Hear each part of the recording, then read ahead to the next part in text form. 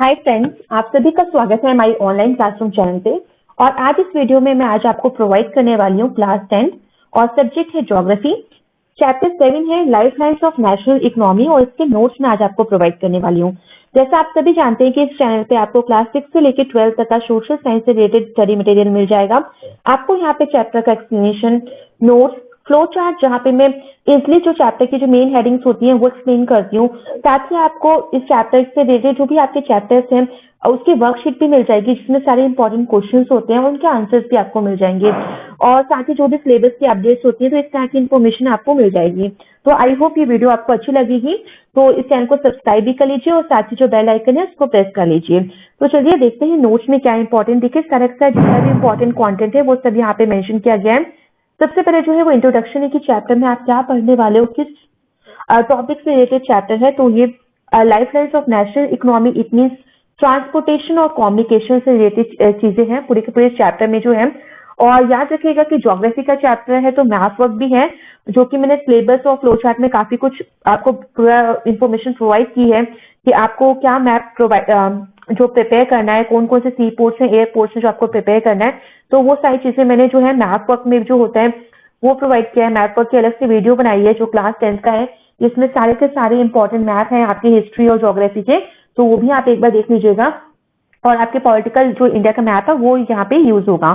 ठीक है, तो देखिए इंट्रोडक्शन हो गया। इसके बाद देखिए, क्योंकि मैंने बताया आपको ट्रांसपोर्ट और कम्युनिकेशन से रिलेटेड चैप्टर है, तो ट्रांसपोर्ट में देखिए जैसे हमें पता है कि रोडवेज है, तो उसके बारे में देखिए ये सारी चीजें हैं जो आपको प्रिपेयर करनी है। ये सारा अगर आप थोड़ा सा पढ़ लोगे तो आपको क्लियर हो जाएगा पूरा का पूरा चैप्टर का कि क्या कॉन्सेप्ट है। तो इस तरह से देखिए, इसके बाद देखिए दिया हुआ है कि ट्रांसपोर्ट से अगर देखें तो इसमें क्या क्या प्रॉब्लम्स हैं। ठीक है, अगर हम कंपेयर करें ट्रांसपोर्टेशन और रोड ट्रांसपोर्ट को अगर हम कंपेयर करें रेलवे से, तो किस तरह से जो रोडवेज है वो बेटर है, ठीक है, रेलवे से। तो यहाँ पे वो कुछ जो पॉइंट्स हैं वो यहाँ पे दिया हुआ है, क्योंकि यहाँ से आपका जब क्वेश्चन बनता है तो आपसे पूछा जाता है कि जो रोडवेज है वो रेलवे से किस तरीके से बेहतर है। ठीक है, किस तरह से बेहतर और कह सकते हो बेटर ट्रांसपोर्ट है। तो आपके ये पॉइंट्स हैं, देखिए ABCD करके EF तक। ठीक है, तो ये सारे जो पॉइंट्स हैं ये आपका आंसर है जो आप लिख सकते हो।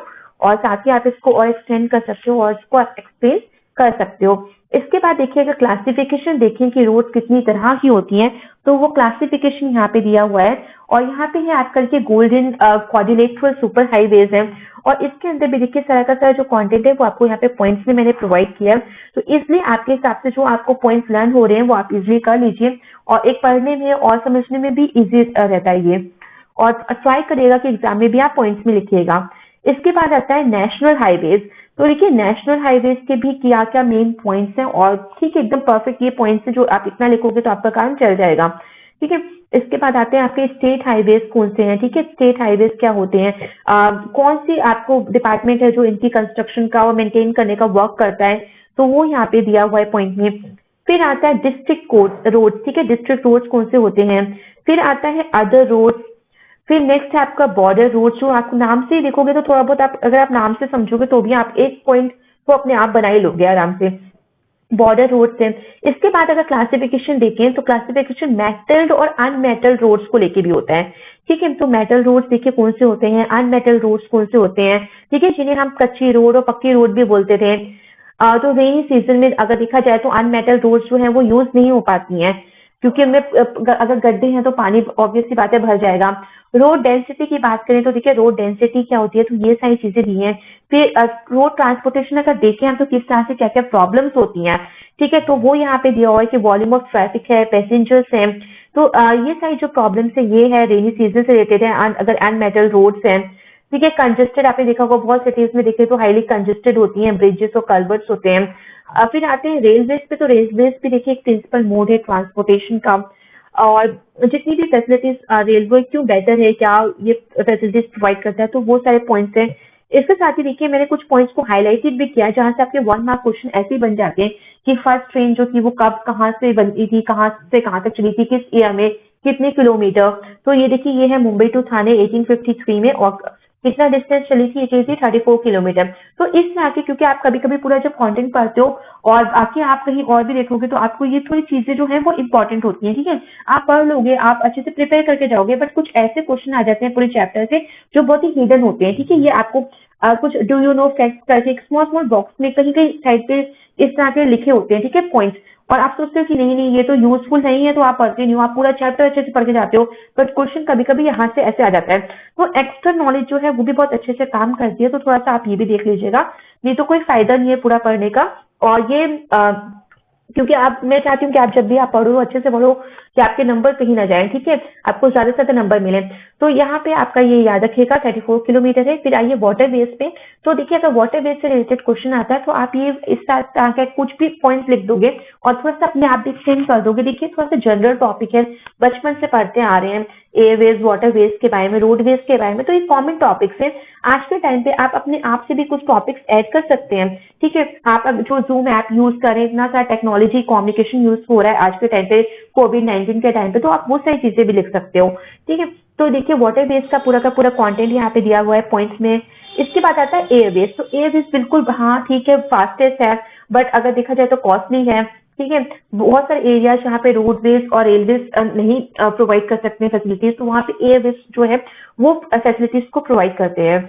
फिर आता है आपका कम्युनिकेशन, ठीक है। तो क्योंकि ट्रांसपोर्टेशन और कम्युनिकेशन ही पूरे चैप्टर का मेन कॉन्सेप्ट है, तो कम्युनिकेशन में भी देखिए पर्सनल कम्युनिकेशन आता है, मास कम्युनिकेशन आता है।